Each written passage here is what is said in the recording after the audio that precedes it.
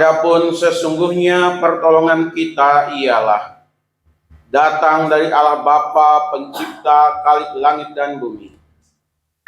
Allah yang setia, yang tidak pernah meninggalkan perbuatan tangannya. Turunlah atas kita sekalian damai sejahtera dari Tuhan Yesus Kristus di dalam persekutuan kita dengan Roh Kudus. Amin. Shalom Bapak-bapak, Ibu-ibu yang dikasihi dalam Tuhan Yesus Kristus. Selamat berbahagia, selamat bersukacita. Itu salam dari Tuhan Yesus. Supaya kita itu selalu berbahagia terus dan bersukacita. Sujud dan terima kasih.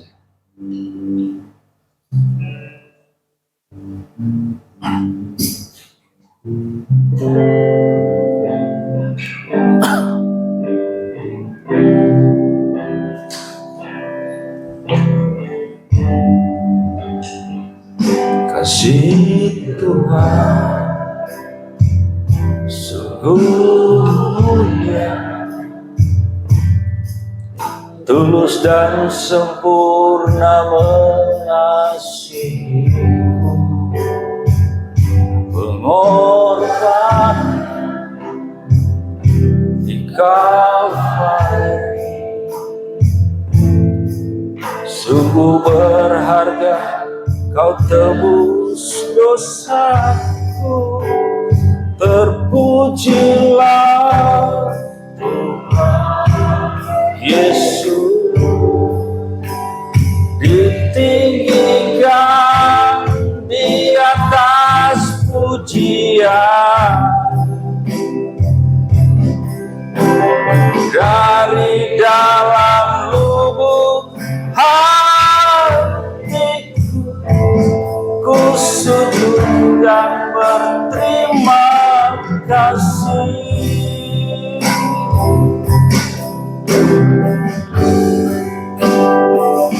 Kasih Tuhan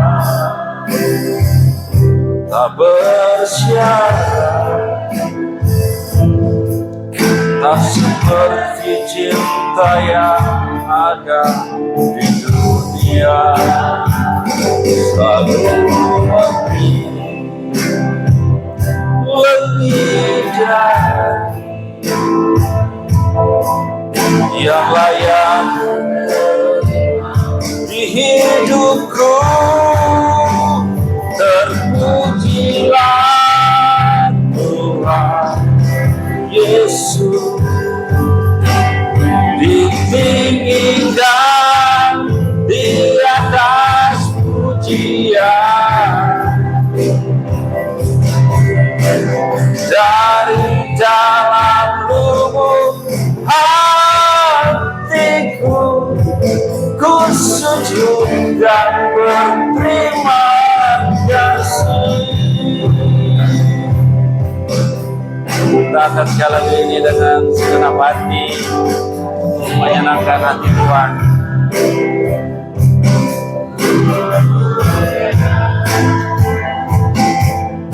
Tulus dan sempurna mengasihiku, orang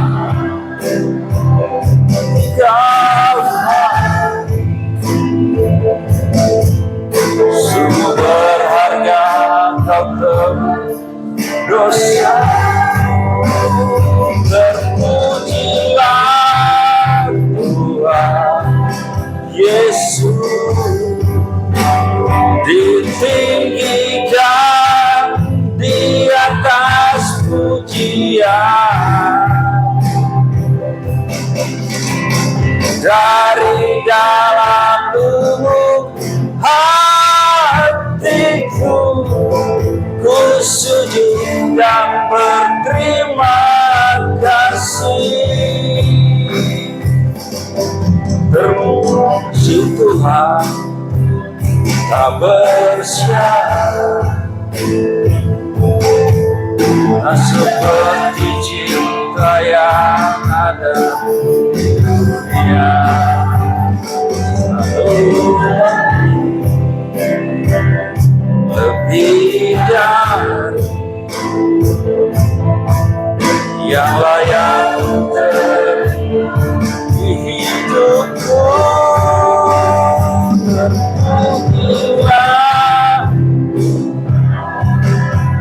Yesus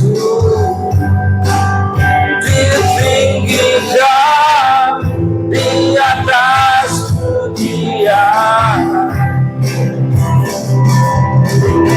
dari dalam lubuk hatiku ku sujud dan berterima kasih. Terpujilah Yesus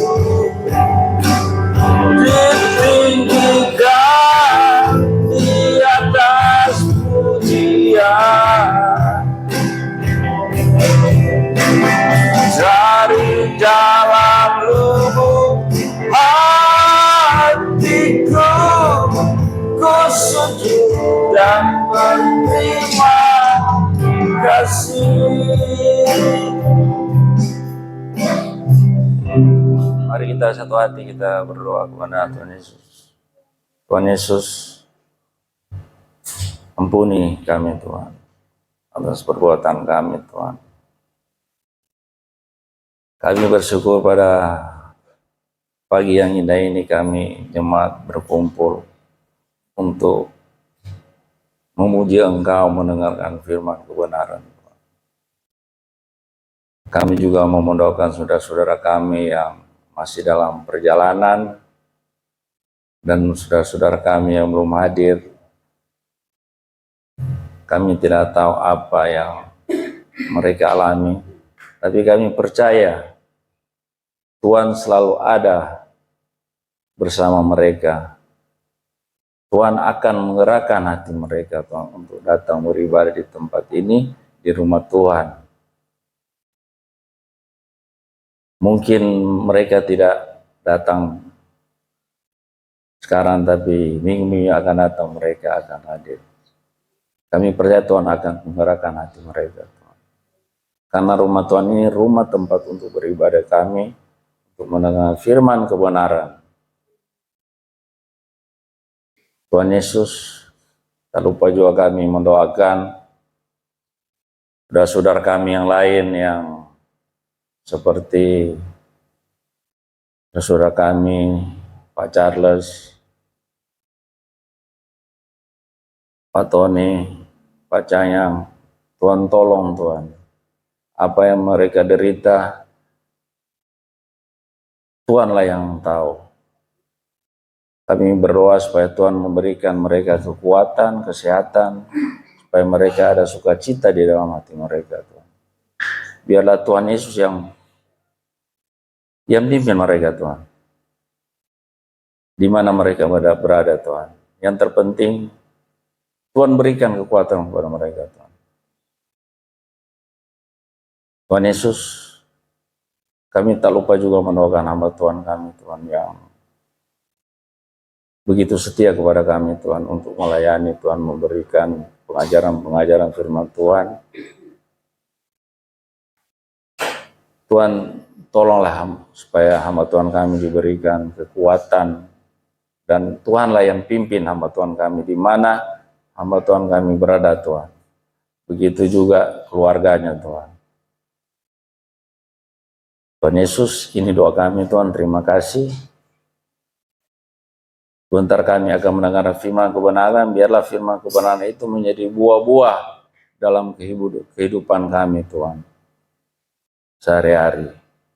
Terima kasih Tuhan, di dalam nama Tuhan Yesus. Haleluya. Amin.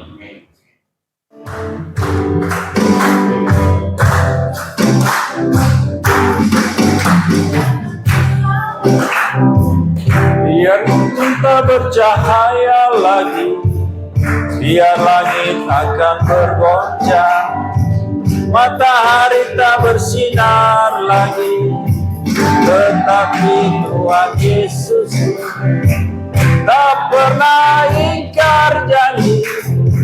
Semua yang difirmankannya pasti akan digenapi. Biar bumi akan berlalu, biar bumi akan berlalu, dan bulan tak bercahaya lagi. Coba bapak-bapak bangkit berdiri supaya memuji Tuhan ini sebagai semangat. Tetapi Tuhan Yesus ingkar janji, firman-Nya pasti akan digenapi. La la la la la, saya cinta Yesus. Shalalalalala, Yesus cinta saya. Biar bumi akan berlalu, biar bulan tak bercahaya lagi, biar langit akan bergoncang, matahari tak bersinar lagi, tetapi Tuhan Yesusku tak pernah ingkar janji. Semua yang difirmankannya pasti akan digenapi. La la la la la la la, saya cinta Yesus. Shalalalalala, Yesus cinta saya. La la la la la la, saya cinta Yesus. Shalalalalala, Yesus cinta saya. Masih tetap berdiri, kita akan membacakan pengakuan iman Rasul.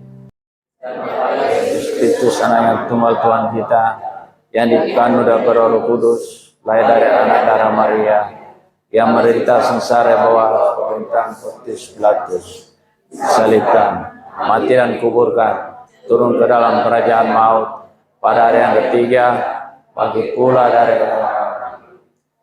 surga, duduk sebelah kanan akan Allah Bapa yang Maha Kuasa, dan dari sana Ia akan datang untuk menghakimi orang yang hidup dan orang yang mati. Aku percaya kepada Roh Kudus, gereja yang kudus dan am, persekutuan Orang Kudus, pengampunan dosa, kebangkitan daging dan hidup yang kekal. Amin. Silakan.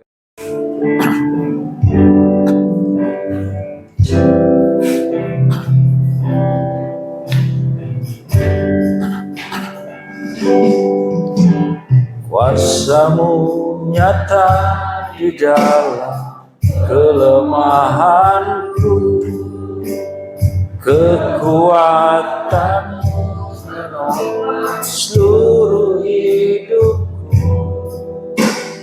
Dari mana datang pertolonganku? Hanya Yesus pertolonganku. Engkaulah sumber kekuatan hatiku, tempat persembunyianku. Kau menolong di saat susahku, tempat perlindunganku. Kau menara dan perisai di hidupku.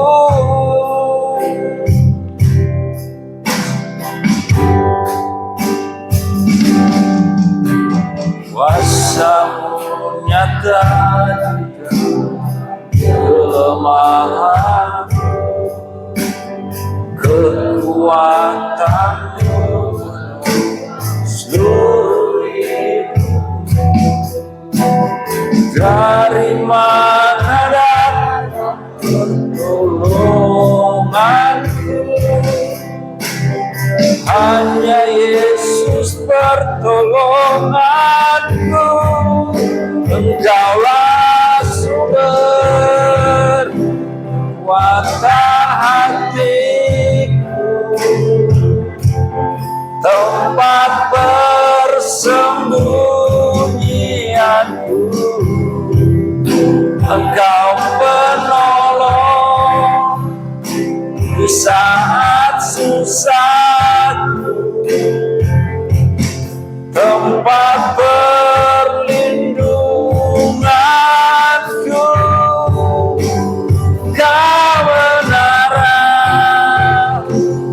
dan perisai di hidupku. Engkaulah sumber kekuatan hatiku, tempat persembunyianku. Ya, silakan nama Tuhan.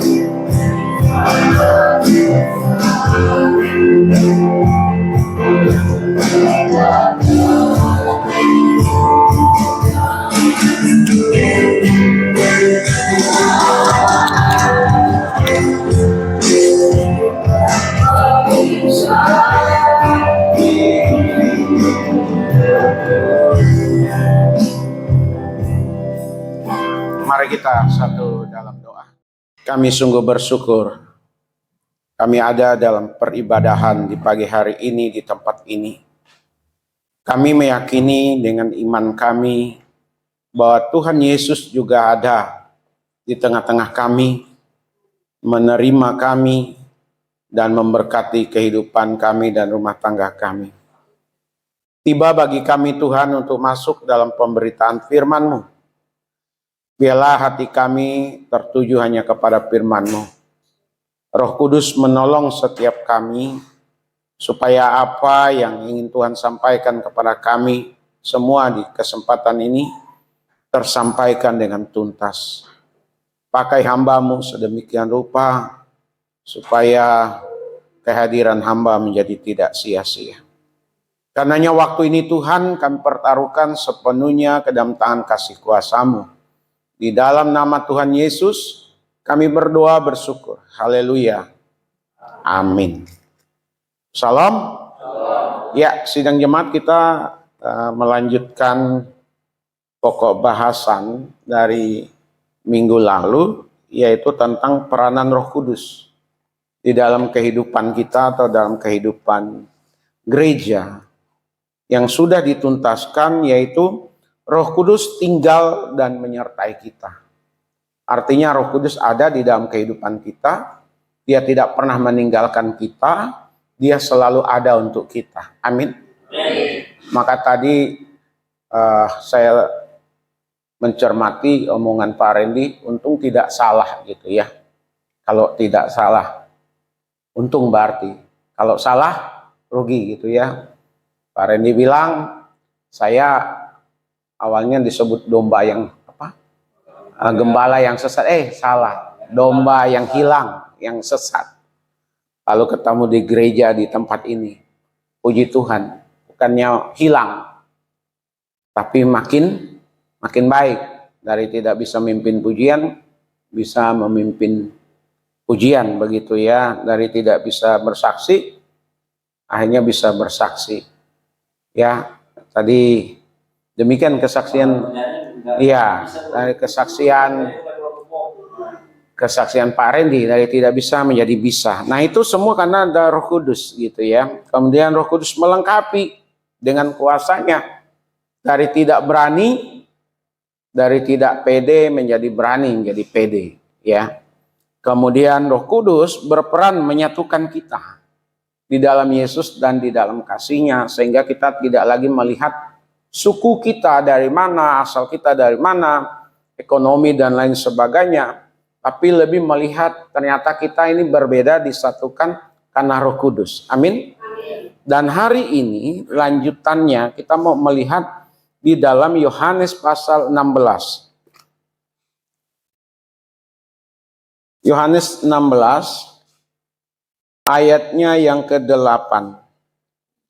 Apabila sidang jemaat sudah menemukan ayat ini, kita akan membacanya. Nanti dilanjutkan di Galatia pasal 5 ayat 22 sampai 23. Kita baca lebih dulu di Yohanes pasal 16. 1, 2, iya. Dan kalau ia datang, Ia akan mengisapkan dunia akan dosa, kebenaran, dan penghakiman.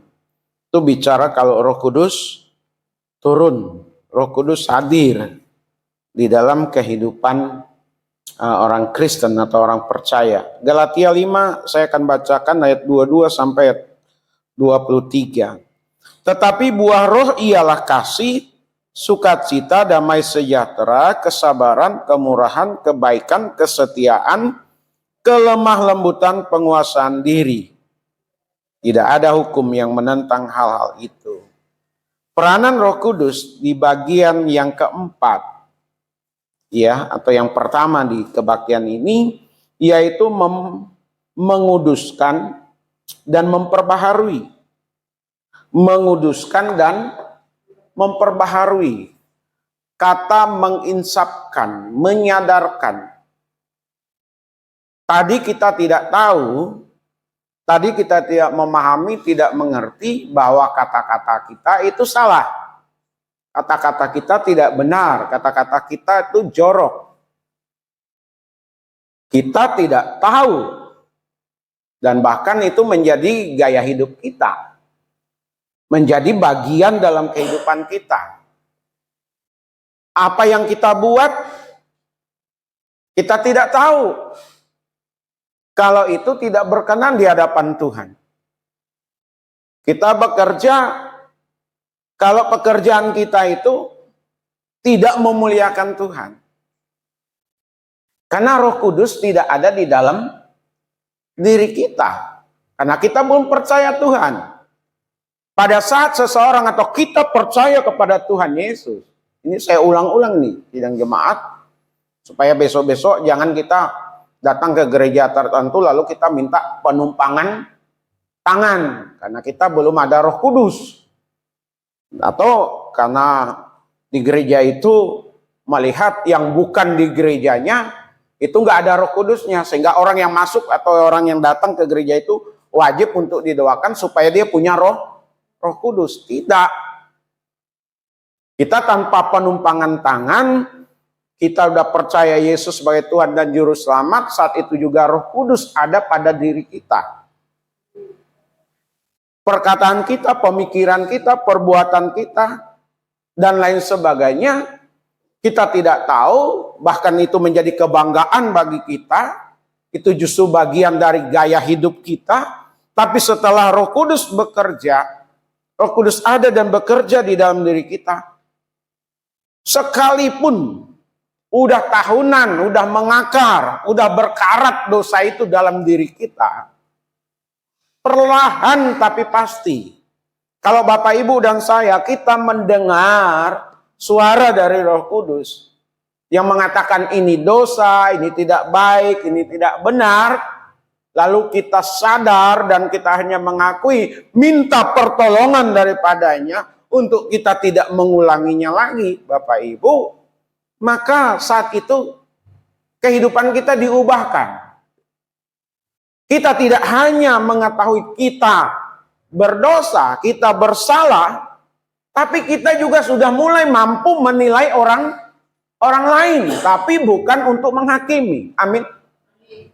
Orang lain juga melihat adanya perubahan-perubahan di dalam diri kita. Karena Roh Kudus itu menguduskan dan memperbaharui. Amin. Kalau seseorang mengaku Kristen, mengaku orang percaya, tapi hidupnya tidak ada perubahan, tidak ada buah-buah Roh Kudus dalam dirinya, terus hidup di dalam dosa, tidak jauh berbeda dengan orang-orang lain, dia menipu dirinya dan dia menipu Tuhan, sidang jemaat. Maka saya meyakini sekali, orang Kristen yang sungguh-sungguh lahir baru, Roh Kudus bekerja di dalam dirinya, maka ada perubahan di situ. Amin. Ada perubahan, karena diperbaharui, diinsapkan, disadarkan, dari yang boleh tadinya menjadi tidak boleh, karena sudah jauh berbeda, bertentangan. Kalau tadi kita saksinya setan, sekarang kita saksinya Tuhan. Sehingga orang-orang yang berada di sekitar kita, orang-orang yang mengetahui kita, orang-orang yang bersahabat dengan kita, mereka merasa nyaman, mereka damai sejahtera dan selalu mencari kita pada saat kita tidak ada. Di tengah-tengah komunitas, di tengah-tengah perjumpaan. Jadi kalau sidang jemaat atau seseorang tuh masih hidup di dalam dosa, kata-katanya sembarangan, kata-katanya jorok, ibadah iya, pelayanan iya, lalu perbuatannya juga nggak jauh berbeda, segala sesuatu yang halal diharamkan, apalagi yang haram begitu. Makin ya, seperti itulah sidang jemaat. Maka dikatakan tadi, apabila ada Roh Kudus di situ, ada pengudusan dan ada pembaharuan karakter. Disebutkan satu tadi, 22, kasih. Apa sih kasih itu sidang jemaat? Ada kasih. Kalau tadi nggak ada perhatian, kalau tadi ada dendam, kalau tadi ada sakit hati, kalau tadi maunya menang sendirilah begitu. Sekarang sudah berubah. Gampang tersentuh melihat kesulitan, kesusahan orang lain. Gampang prihatin. Dan kalau ada berkat yang didapat, selalu ingat saudara-saudara. Ingat teman. Ingat orang lain. Berarti di dalam diri orang itu, dalam diri kita itu diperbaharui dan diubahkan oleh Tuhan ke arah yang lebih baik. Bukan menuntut terus, tetapi justru tanpa dituntut dan tidak dituntut sudah mampu berbuat. Kasih. Yang kedua, sukacita. Ada duit, gak ada duit, ya tetap ada sukacita, tetap tersenyum. Orang gak ngelihat kita ada duit atau tidak ada duit. Senyum terus, ya, bahagia, ya. Saya dipikir orang bos, Bapak Ibu. Ya mungkin karena lihat badannya gitu. Badannya besar, duitnya banyak. Ya saya nggak pernah tahu, nggak pernah kasih tahu. Saya lagi sedang nggak ada duit. Orang ketawa, saya ketawa. Orang senyum, kita senyum. Tapi kalau ada orang gila ketawa, ya saya nggak ikut ketawa, Bapak Ibu. Ya berarti kalau saya ikut ketawa, saya sama dengan mereka. Ya, sukacita, damai sejahtera. Orang lain bisa senyum, kita juga bisa. Orang lain bisa tertawa, kita lebih bisa. Wajah kita terlihat, nggak kusut, nggak ada dalam banyak tekanan, dalam banyak masalah. Mama Debbie mana nih, Mama Debbie? Sebala ya, ngajar ya. Coba Bapak Debbie di ini dong, ininya jidatnya gitu. Emang kenapa gitu?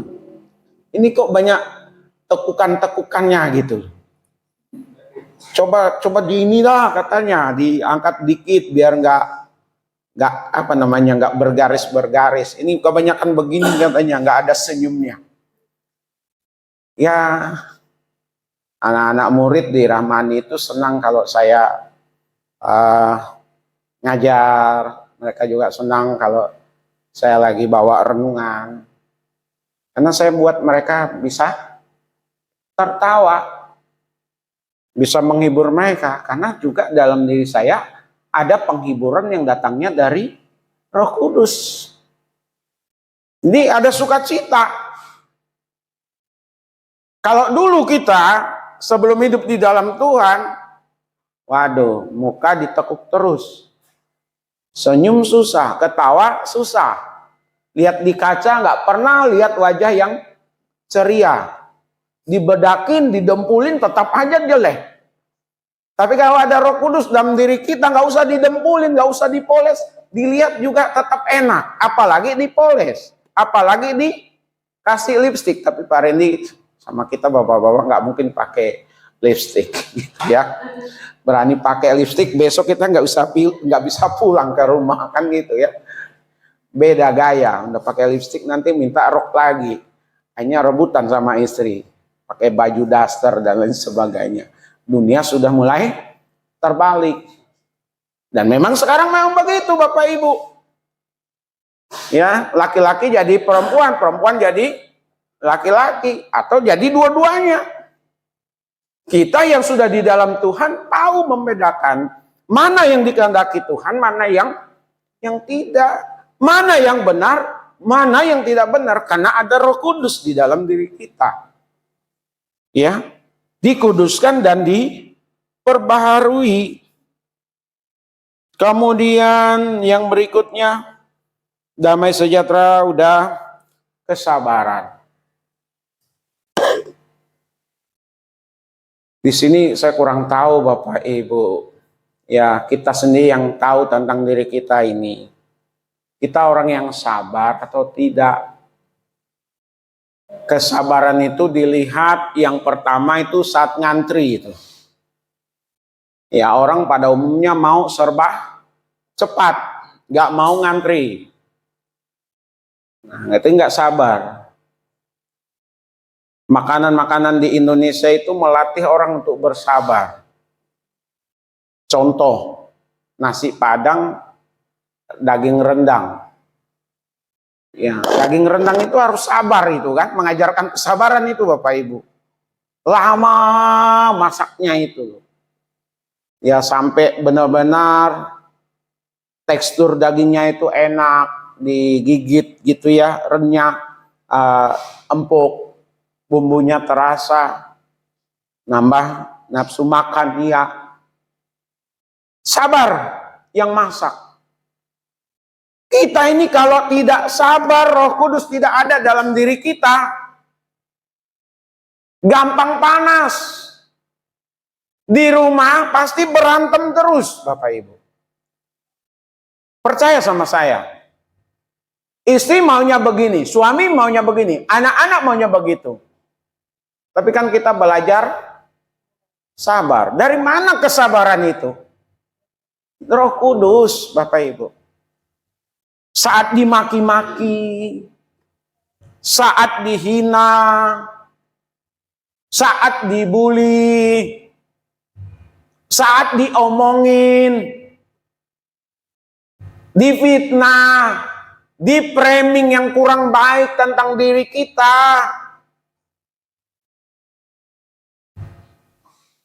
kita belajar untuk sabar. Tapi sejauh mana kesabaran itu, Bapak Ibu? Apakah sabar itu bertentangan dengan logika? Bapak Ibu, kesabaran itu bicara tentang kemampuan menahan diri. Hampir dia sampai sama dengan penguasaan diri.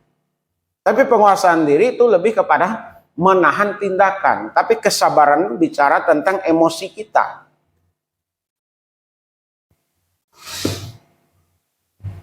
Ujian tentang kesabaran ini setiap hari.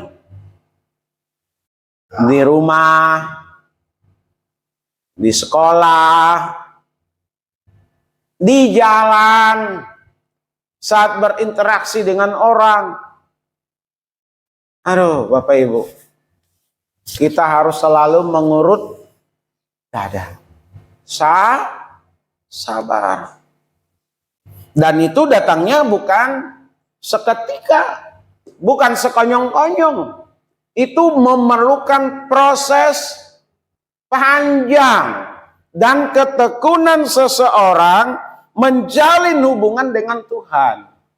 Kalau hubungannya tidak sehat dengan Tuhan, maka kesabarannya itu sulit untuk tumbuh di dalam dirinya. Sama seperti buah-buah yang lain tadi yang sudah saya sebutkan. Kemurahan, kebaikan, ya. Lalu juga yang berikut dikatakan apa? Kesetiaan, kelemah lembutan, penguasaan diri. Ini pasti ada pada diri Bapak Ibu, pada kita semua. Karena kita ada dalam Roh Kudus. Roh Kudus ada di dalam diri kita, asal kita mau dipimpin. Mau meminta penyertaan Tuhan terus-menerus di dalam diri kita. Saya katakan tadi, hubungan seseorang yang sehat dengan Tuhan, maka kehidupannya juga akan semakin baik. Karakternya akan semakin baik. Nanti akan saya bawa kita mungkin minggu pertama tentang bagaimana kehadiran Roh Kudus dalam kehidupan orang percaya. Udah dimuat di warta berita mimbar kita gitu ya. Bagaimana komunitas kita orang-orang percaya yang ada di dalam Roh Kudus, dan Roh Kudus ada di dalam kita, maka kita akan disukai oleh lingkungan kita. Nanti saya akan sampaikan itu. Tapi yang jelas Roh Kudus memperbaharui. Roh Kudus menguduskan kehidupan kita. Amin. Bapak Ibu bisa seperti ini sekarang ini bukan karena hebatnya, pintarnya, banyaknya guru, banyaknya bacaan, ya lewat buku-buku, berinteraksi dengan orang-orang hebat, orang-orang punya gelar, punya jabatan, punya uang, bukan. Tapi karena hubungannya dengan Roh Kudus. Amin. Maka siapapun dia, tanpa mengenal usia, tanpa mengenal pendidikan, tanpa mengenal pengalaman, tanpa mengenal akademik, kalau dia memang bersungguh-sungguh di dalam Tuhan, dia bisa mengalahkan orang-orang yang bergelar, orang-orang punya jabatan, punya pendidikan. Ini saya harus sampaikan begitu ke kita Bapak Ibu. Kehebatan kita bukan ditentukan oleh hal-hal yang seperti itu, tapi oleh Roh Kudus. Orang yang punya pendidikan, punya pengalaman, belum tentu punya hikmat yang baik kalau dia tidak ada di dalam persekutuan dengan Tuhan. Yang kedua, Roh Kudus memberikan kita karunia itu. 1 Korintus 12 ayat 4 sampai ayat yang ke-11. Kemudian Efesus pasal 4 ayat 11 sampai 13. Kita baca Efesus saja Bapak Ibu ya. Atau 1 Korintus dah.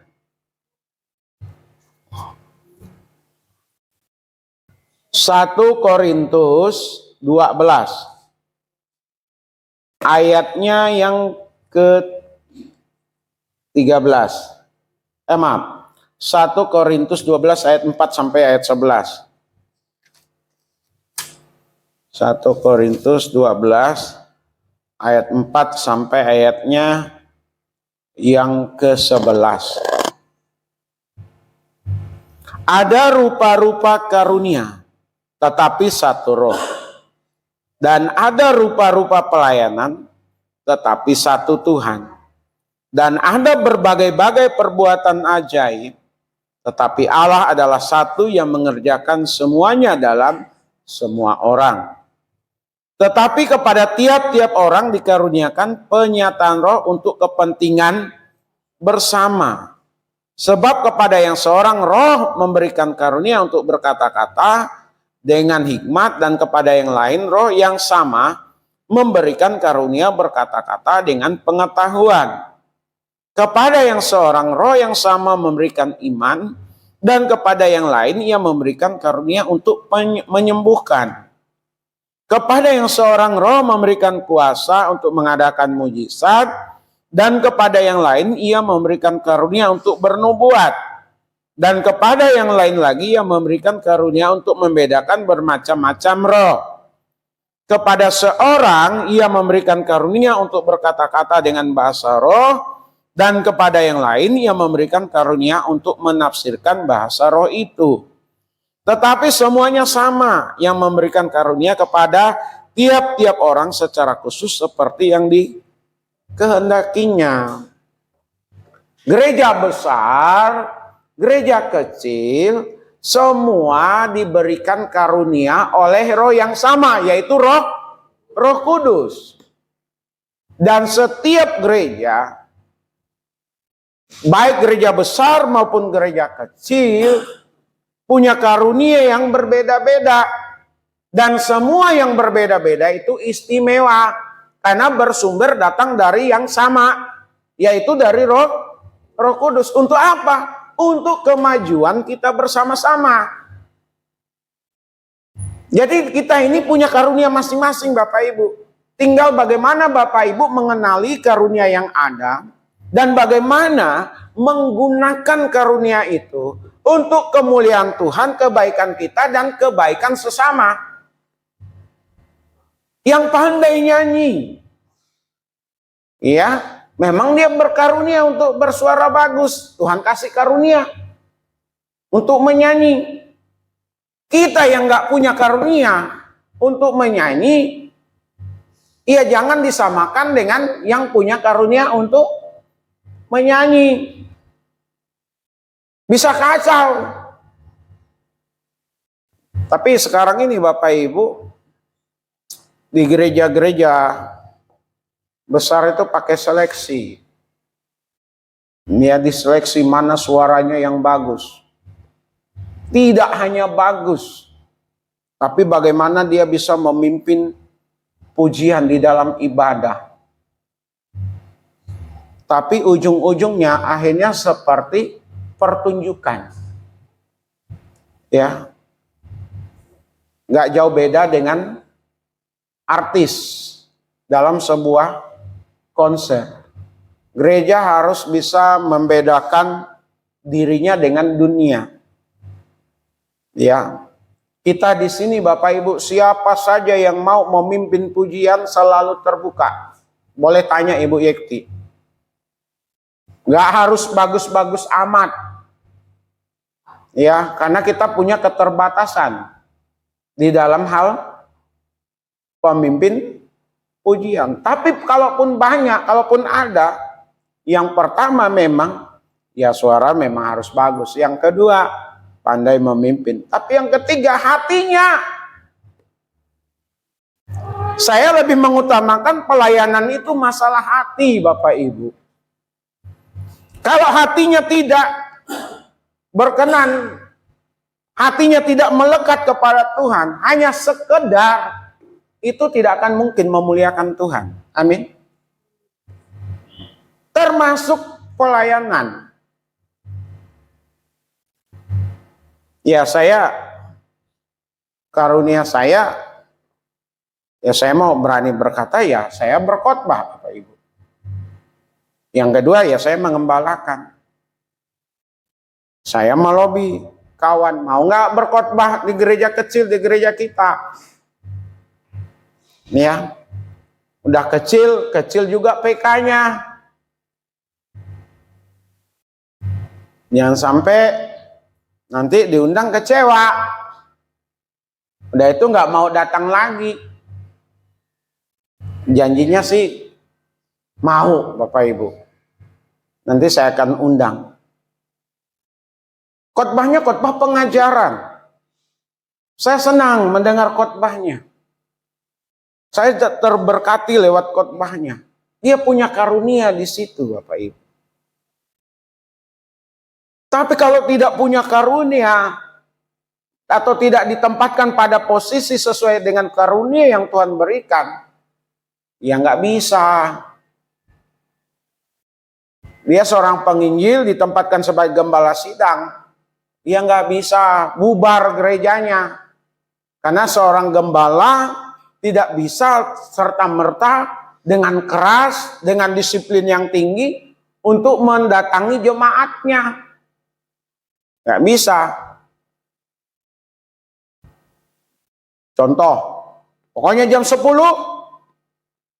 pintu dikunci. Mau datang jam 10 lewat 1 menit, udah nggak bisa masuk. Gembala nggak bisa begitu, Bapak Ibu. Ya, itu cocok diperlakukan di tempat pekerjaan, bukan di gereja. Gereja itu masalah kesadaran. Amin. Bapak Ibu dipaksa nggak datang ke gereja? Diiming-imingi nggak datang ke gereja? Nggak. Nggak ada janji, nggak ada apa-apa di sini, Bapak Ibu. Karena bicara kesadaran kan. Pengembalaan memahami akan hal yang demikian, Bapak Ibu. Tapi kalau keras dan lain sebagainya, ya itu bukan karunia pengembalaan. Nggak ada rasa keprihatinan kepada jemaat, ya jangan ditempatkan jadi gembala. Ya majelis juga begitu, ada karunia masing-masing. Ya setiap kita, pemain musik juga itu karunia. Tapi saya selalu ingatkan pemain musik di sini untuk selalu mengikuti apa yang ada. Dari sederhana, dari belum mahir, jadi pemain musik yang profesional, saat nanti melayani tidak kagok. Karena banyak pemain musik, dia memang berkarunia main musik, hanya main saat pelayanan saja. Dia nggak mau dengar khotbah, Bapak Ibu. Serius. Mereka hanya main keyboard, main bass, main gitar. Setelah turun dari mimbar, pengkhotbah berkhotbah di sini, mereka di luar. Ada yang begitu, Bapak Ibu. Yang penting atas nama pelayanan. Pelayanan musik sama juga dengan pelayanan mimbar dalam pemahamannya. Siapapun kita harus mendengar firman. Pemain musik iya memang karunia. Tapi kita saling melengkapi, amin. Tadi bahasa roh. Sekarang ini bagaimana posisi gereja kita dengan bahasa roh? Bapak Ibu boleh baca buku ADART GKRI. Ya, GKRI itu juga mengakui bahasa roh. Tapi bahasa roh yang seperti apa? Karunia berbahasa roh yang seperti apa? Bapak Ibu kalau pergi ke gereja lain, bertamu ke gereja lain, jangan pernah merasa minder. Karena tidak bisa berbahasa roh saat yang lain bisa berbahasa roh. Karena mereka dikaruniakan mungkin, karena saya mengatakan kata mungkin itu, ucapan dan kata-katanya sama. Ditanya bisa ngerti nggak? Belum tentu. Paulus mengingatkan di Korintus, boleh saja kalian berbahasa roh, tapi harus tertib. Tertib itu bagaimana? Tidak semuanya menggunakan bahasa roh, harus ada penafsirnya. Yang Tuhan karuniakan, Roh Kudus karuniakan. Sehingga pada saat seseorang itu berbahasa roh, yang satu menafsirkan dengan bahasa lugas, tuntas, yang lain mengerti apa maksud dari Roh Kudus itu. Ada lagi yang mengatakan bahasa roh itu bahasa dari sorga. Jadi nanti semua di sorga pakai bahasa roh. Yang kedua, kalau nggak berbahasa roh masih hidup dalam dosa. Karena salah satu tanda orang yang dipenuhi oleh Roh Kudus, orang yang sudah tidak berdosa itu kalau bisa berbahasa roh. Saya banyak melihat orang yang berbahasa roh itu kacau hidupnya. Jadi jangan minder kita. Dia boleh saja pakai bahasa roh, kita enggak. Tuhan mengerti pakai bahasa Jawa, bahasa Batak, bahasa Mandarin, bahasa Dayak. Amin. Saya suka pimpin doa itu pakai bahasa daerah, bahasa Dayak. Karena bahasa itu juga ciptaan Tuhan. Ya. Ada macam-macam. Nanti baca di kitab Efesus lagi, Bapak Ibu. Tapi intinya setiap kita dikaruniakan karunia. Karunia roh. Satu, dari yang sama. Yang kedua untuk semua kita. untuk membangun kita bersama-sama. Tapi jangan pernah berkata, oh saya nggak ada karunianya. Dari dulu sampai hari ini, saya nggak punya karunia dari Roh Kudus. Siapa bilang? Cuman belum diketemukan. Ya, di mana karunianya? Yang ketiga, Roh Kudus memimpin kita. Di dalam Yohanes, saya baca lagi dari Yohanes ya. Atau Kisah Rasul 13. Kisah Rasul 13 ayatnya yang kedua.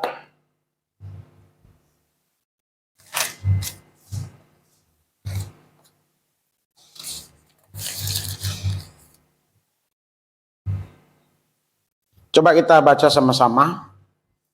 Kisah Rasul 13 ayat yang kedua.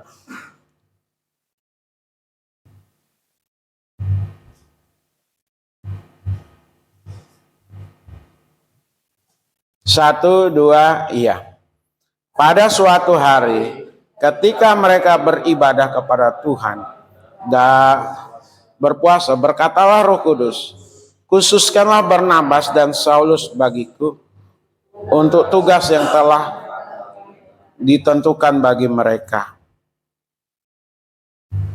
Roh Kudus menuntun kita, termasuk menuntun pemimpin gereja dalam tugas yang ada.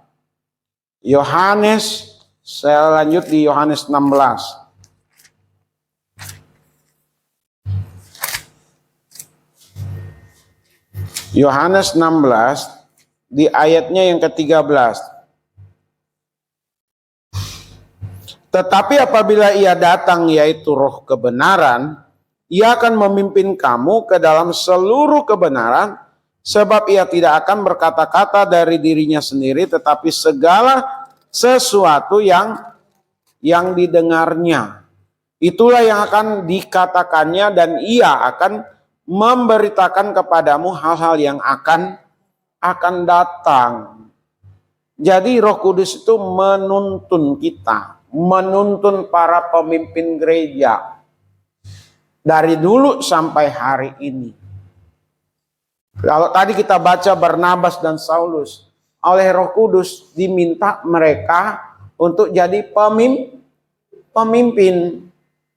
Jadi setiap pemimpin gereja, ya, kalau digumuli di dalam doa, saya ulang ya, setiap pemimpin gereja yang digumuli di dalam doa pasti datangnya dari Roh Kudus. Ya, tapi kalau yang belakangan saya kurang tahu. Kebanyakan gereja menggunakan gaya-gaya dunia juga. Mengikuti pengusaha, mengikuti politisi. Dalam hal kepemimpinan, alih kepemimpinan. Tidak digumuli dengan sungguh-sungguh bersama dengan jemaat. Yang mengumulinya hanya pemimpin saja. Sehingga gereja terjebak ke dalam dinasti. Ujung-ujungnya nanti ribut. Ujung-ujungnya nanti berantem. Masalah harta, masalah kedudukan. Karena bukan dari Roh Kudus itu. Tapi lebih kepada ambisi manusia. Dinasti. Kalau pengusaha menurunkan usahanya, direkturnya kepada anaknya, itu wajar. Kepada cucunya wajar. Karena bapaknya merintis sedemikian rupa. Politisi, siapa saja politisi di Indonesia yang hebat-hebat, mereka membangun dinasti. Itu karena menyangkut kekuasaan. Jangan sampai kue itu terbagi kepada orang lain. Coba cari Bapak Ibu. Siapa pemimpin di Indonesia, pemimpin politisi di Indonesia, dari partai mana saja yang tidak menyiapkan anaknya. Gubernur, anggota DPR, bupati. Apakah tidak mempersiapkan? Mereka siapkan anak-anaknya, istrinya, suaminya. Tapi gereja itu lewat Roh Kudus, Bapak Ibu. Gereja itu milik Tuhan. Amin. Gereja itu milik Tuhan. Tuhan yang punya kehendak. Maka untuk kepemimpinan dan memimpin apapun, konteks kepemimpinan, digumuli sungguh-sungguh oleh hamba Tuhan, oleh majelis, oleh jemaat. Siapa yang memang Tuhan karuniakan jadi pemimpin untuk ditempatkan di situ. Ini generasi anak-anak muda kita sekarang ini, GKRI Epifania, sudah harus mulai berpikir. Karena tidak selamanya saya di tempat ini, Bapak Ibu. Jadi dari sekarang didoakan, digumuli Roh Kudus, tolong supaya ada gembala yang lebih baik, lebih hebat, lebih punya daya juang yang tinggi, daya banting, daya tahan, melebihi Pak Pendeta Paran. Iya. Saya nggak pernah ngomong, Debbie, kamu jadi gembala ya? Eser, kamu jadi gembala ya nanti? Enggak. Siapapun boleh di sini. Amin. Ini kan gereja kecil, Pak. Gereja nggak ada duitnya, Pak. Tapi kalau itu gereja besar, nggak mungkin Bapak kasih ke yang lain. Pasti kepada anak. Di satu sisi ada benarnya. Tapi lebih banyak tidak benarnya. Di satu sisi ada benarnya, bisa saja dia memang Tuhan pilih. Tuhan karuniakan untuk jadi pemimpin, melanjutkan kepemimpinan bapaknya. Tapi kalau dipaksa, bukan karunia, bukan datang dari Tuhan, tapi ditentukan oleh keluarga, ini akan bikin kekacauan, Bapak Ibu. Maka Bapak Ibu dan saya, kita harus berdoa banyak untuk gereja-gereja, pemimpin-pemimpin gereja yang membangun dinasti. Supaya mereka tidak bersalah di mata Tuhan. Amin. Kenapa saya harus ngomong begini? Saya prihatin mencermati banyak gereja kehilangan arah. Dan kita juga hari ini, sampai hari ini, masih terus bergumul. Hanya Roh Kudus yang menolong kita, mengarahkan kita hingga hari ini kita masih tetap ada di Wacung ini. Amin. Tahun berapa? Tahun 80-an ini. Sama dengan Tomang Barat. Ada beberapa gereja yang satu rintisan dengan gereja ini. Setahu saya hanya 2 yang masih bertahan di tahun yang sama perintisannya. Tomang Barat, GKRI Kasih Karunia, dan GKRI Epifania Penjaringan. Kita dengan berbagai macam pergumulan, tantangan. Mulai dari Pak Mustafa, ya Pak Sardian, Pak Pendeta Untung, dan sekarang ke saya. Setiap kami punya tantangan dan selalu ada jalan keluar yang datangnya dari Tuhan. Amin. Dari tidak ada tempat, mereka berpindah-pindah, hanya ada tempat. Beli tempat. Dari yang sangat-sangat sederhana bisa seperti ini, itu semua karena kasih karunia Tuhan. Tuhan yang memimpin. Ya, dinamika yang saya temui begitu banyak. Jemaat diiming-imingi, ayo pindah gereja, di sana ada sembakonya, di sana ada jaminannya dan lain sebagainya. Dijemput, pernah. Dipengaruhi satu-satu, pernah. Iya. Dan lain sebagainya. Ada yang dukung, ada yang enggak. Saya jalan terus saja, Bapak Ibu. Akhirnya kita sampai hari ini. Sekali lagi, bukan hebatnya majelis, bukan hebatnya jemaat, apalagi saya. Ini semua karena Roh Kudus yang memimpin kehidupan kita. Amin. Jadi Tuhan tidak pernah salah menempatkan seseorang. Ya, perjuangan masih panjang. Tapi percayalah, Tuhan Yesus tidak pernah meninggalkan kita. Roh Kudus selalu berperan. Dan mari kita berikan peran itu kepada Roh Kudus dalam diri kita masing-masing, dalam gereja Tuhan di tempat ini. Amin. Tuhan memberkati kita semuanya. Mari kita tundukkan kepala. Kita satu di dalam doa. Bapa di sorga, terima kasih. Kami pada pagi hari ini menuntaskan lanjutan khotbah minggu lalu tentang peranan Roh Kudus. Biarlah sidang jemaat-Mu kami semua memahami dengan baik. Kami boleh terapkan dalam kehidupan ini dan kami tidak perlu gentar, tidak perlu ragu, tidak perlu takut. Karena gereja milik Tuhan. Maka Tuhan yang sedemikian rupa bekerja, berkarya, memakai seseorang atau sekelompok orang untuk mempertahankan dan memajukan gereja yang ada. Berkati kami semua, dalam nama Tuhan Yesus, kami berdoa bersyukur. Haleluya. Amin. Mimbar saya serahkan kepada Pak.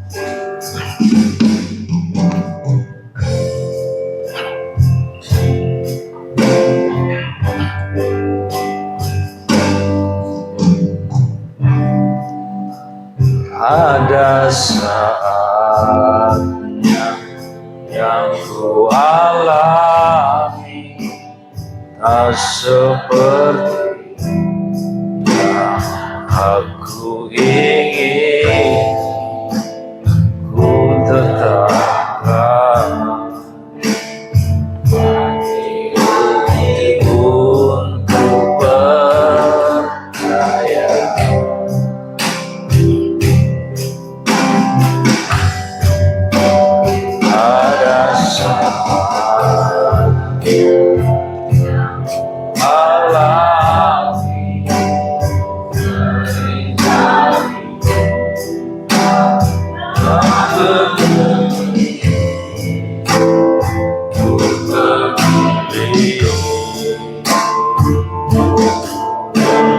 Tetap setia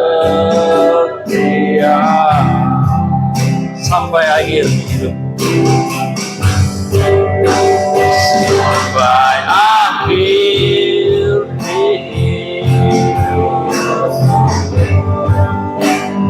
bukan tetap menyembah,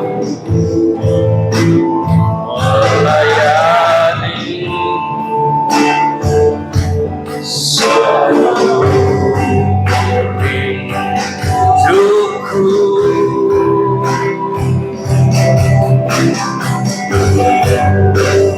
Sampai ku berumahkan,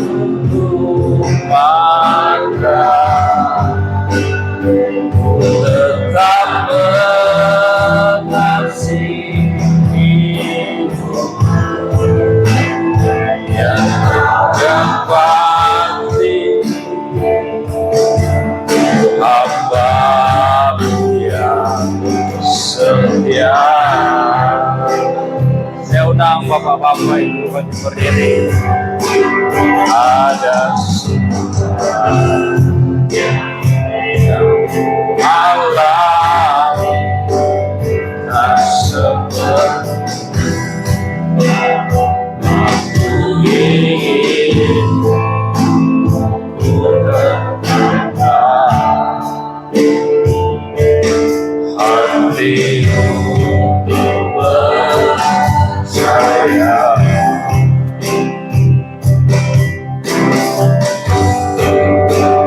Ada sesuatu yang ku hadapi, sehingga aku tak mengerti.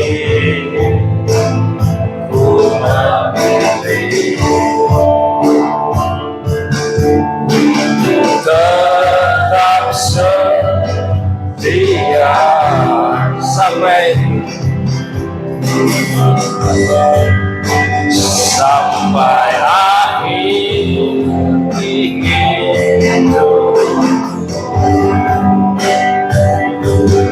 Tetap menyembah,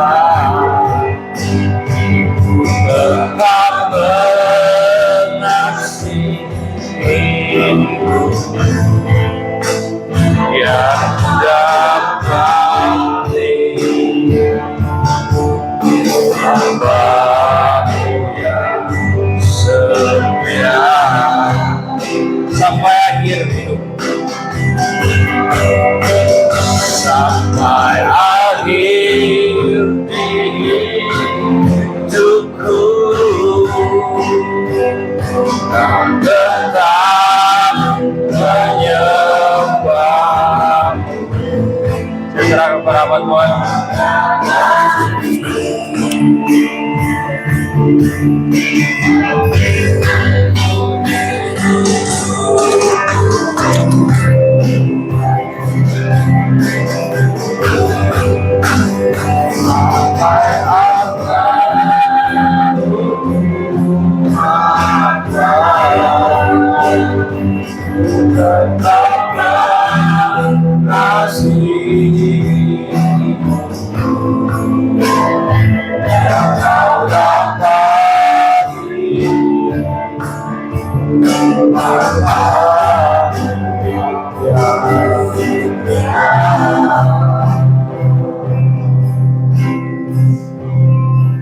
Sebagaimana pujian ini Tuhan, biarlah kami selalu didapati dalam keadaan setia.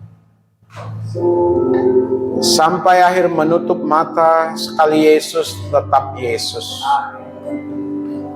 Terima kasih untuk kasih karunia Tuhan yang luar biasa, yang telah menyelamatkan dan memilih kami menjadi umat kesayangan. Dan hambamu berdoa untuk umat kesayangan Tuhan yang ada di GKRI Vivania, baik yang sudah berkeluarga maupun yang belum, baik yang berusia lanjut maupun yang masih anak-anak. Kami selalu memerlukan Tuhan dalam hidup kami dan mengatasi setiap persoalan, permasalahan, tantangan, kesulitan hidup. Kami tidak punya daya, kami tidak punya kemampuan. Oleh karenanya kami membutuhkan Tuhan, pertolongan Tuhan Yesus. Untuk perekonomian tiap-tiap kami Tuhan, selamatkan. Bukakan jalan Tuhan, supaya keadaan ekonomi jemaatmu juga beranjak ke arah yang lebih baik, lebih sejahtera. Saat diperhadapkan dengan keadaan-keadaan sulit seperti sekarang ini, kami tidak bisa bersandar kepada siapapun. Dan kami tidak bisa mengandalkan siapapun, apapun, selain daripada Tuhan Yesus. Dan pertolongan dari Tuhan Yesus itu sangat terbukti. Kami berdoa untuk anak-anak kami, remaja pemuda di tempat ini, yang terus berjuang untuk menata masa depan. Karuniakan hikmat bijaksana, visi misi yang jelas, punya tujuan hidup yang jelas, supaya mampu mempersiapkan diri bersama dengan Tuhan, mengikuti cara Tuhan, untuk boleh meraih kesuksesan. Kami berdoa, tidak ada yang dibutakan mata hatinya, tidak ada yang menjadi sasaran panah api si jahat. Di dalam nama Yesus, dibatalkan, dipatahkan, supaya anak-anak sidang jemaatmu di tempat ini menjadi anak-anak yang unggul, anak-anak yang menikmati janji-janji Tuhan. Janji Tuhan berlaku atas mereka ya Tuhan, sehingga bukan menjadi kesusahan bagi orang tua, tapi menjadi sukacita karena membawa hidup yang berdampak lebih baik Tuhan. Terima kasih, kami sebagai orang tua tidak pernah patah semangat, tidak pernah putus asa, tidak pernah kecewa Tuhan. Ajari kami untuk menggumuli anak-anak kami di dalam doa, dan biarlah anak-anak kami mau mendengar nasihat, mau mendengar saran dari orang tuanya. Di dalam nama Yesus, masa depan anak-anak di tempat ini masa depan yang cerah. Kami berdoa untuk kami masing-masing Tuhan. Hamba-Mu berdoa di tempat ini yang belum punya rumah, di dalam nama Tuhan Yesus, sekali waktu Tuhan akan bukakan jalan dan mereka memiliki rumah yang permanen. Di dalam nama Tuhan Yesus, mereka semua dan kami semua akan menjadi berkat bagi banyak orang. Kami tahu Tuhan, keadaan tidak mudah, tapi bersama dengan Tuhan kami akan tenang, kami akan nyaman, karena pertolongan Tuhan Yesus sempurna atas hidup kami. Yang sakit Tuhan jamah, Tuhan sembuhkan. Yang ada dalam kuasa dunia ini dipatahkan di dalam nama Yesus, supaya sidang jemaat-Mu, kami semua hidup di dalam Roh Kudus yang menaungi kami, yang mengajari kami, yang membuat kami tenang, penuh dengan damai sejahtera. Kami berdoa untuk pertumbuhan gereja di tempat ini dari segi penambahan jumlah. Tuhan tolong kami. Tuhan tolong mulai dari anak-anak hingga orang dewasa. Biarlah ada jiwa-jiwa baru yang datang. Dan jiwa-jiwa yang lama yang merupakan jemaat Tuhan di sini. Tetaplah belajar setia. Belajar bertekun. Belajar untuk selalu mencari apa yang berkenan kepada Tuhan. Tolong kami semua Bapa. Karuniakan juga kesehatan yang baik, supaya kami banyak mengerjakan yang harus kami kerjakan. Baik untuk kepentingan kami, kepentingan keluarga orang lain, bahkan untuk gereja. Kami berdoa untuk pemimpin negara kami. Karuniakan hikmat bijaksana kepada Pak Prabowo, supaya Pak Prabowo dapat berkata-kata yang datangnya dari Tuhan. Berpikir, bertindak yang datangnya dari Tuhan. Supaya membawa kedamaian, membawa kesejahteraan bagi seluruh rakyat Indonesia. Kami rindukan pemimpin yang kuat. Pemimpin yang berwibawa. Kepemimpinan yang efektif. Yang kepemimpinannya sungguh-sungguh dirasakan oleh warga Indonesia, termasuk pemimpin DKI Jakarta, supaya kami yang tinggal di Jakarta ada dalam damai sejahtera, ada dalam keadaan baik adanya ya Tuhan. Karenanya pemerintah kami baik di pusat di daerah, kami serahkan sepenuhnya ke dalam tangan kasih kuasa-Mu. Sebentar kami akan tinggalkan tempat ini, kembali ke rumah masing-masing. Tuhan sertai kami dalam perjalanan pulang. Sertai seluruh sidang jemaat-Mu.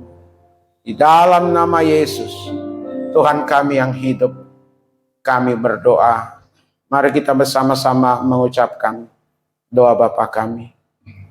Bapa kami yang di sorga, dikuduskanlah nama-Mu. Datanglah kerajaan-Mu. Jadilah kehendak-Mu di bumi seperti di sorga. Berilah kami pada hari ini makanan kami yang secukupnya. Dan ampunilah akan kesalahan kami, seperti kami juga mengampuni orang yang bersalah kepada kami. Dan janganlah membawa kami ke dalam pencobaan, tapi lepaskanlah kami daripada yang jahat. Karena Engkaulah yang punya kerajaan, dan kuasa, dan kemuliaan, sampai selama-lamanya. Amin. Sidang jemaat milik Tuhan, kekasih-kekasih dari Tuhan Yesus, arahkanlah hati dan pikiran kita dan terimalah berkat yang daripada Allah Bapa, Allah Anak, dan Allah Roh Kudus. Tuhan memberkati engkau dan melindungi engkau. Tuhan menyinari engkau dengan wajah-Nya dan memberi engkau kasih karunia. Tuhan menghadapkan wajah-Nya kepadamu dan memberi engkau damai sejahtera. Amin.